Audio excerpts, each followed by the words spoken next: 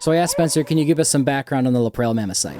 Yup. LaPrele is, as of right now, the oldest archaeological site in Wyoming, occupied by early Paleo-Indians. We have diagnostic artifacts from both the Clovis and Folsom archaeological cultures. Initially, it was a Clovis mammoth kill, a juvenile mammoth associated with a small assemblage of artifacts. So when we started excavating this site in 2014, we didn't know that it was a mammoth kill.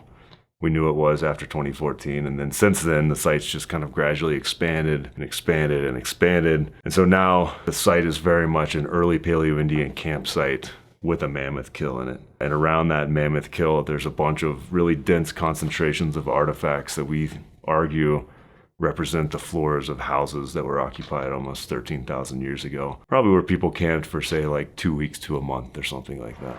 And I have Spencer elaborate here because I want you to just get a better picture of what the site would have looked like. And I ask him, is this like the quintessential Paleolithic site? And like, what would the daily life be like then? That's what it looks like to me. You know, every one of these little clusters has kind of a different character to it. Some of them are just scatters of flakes around probably a hearth. Another one of them has a really dense scatter of red ochre on the floor of the house. It looks like maybe people were processing hide or doing something with red ochre.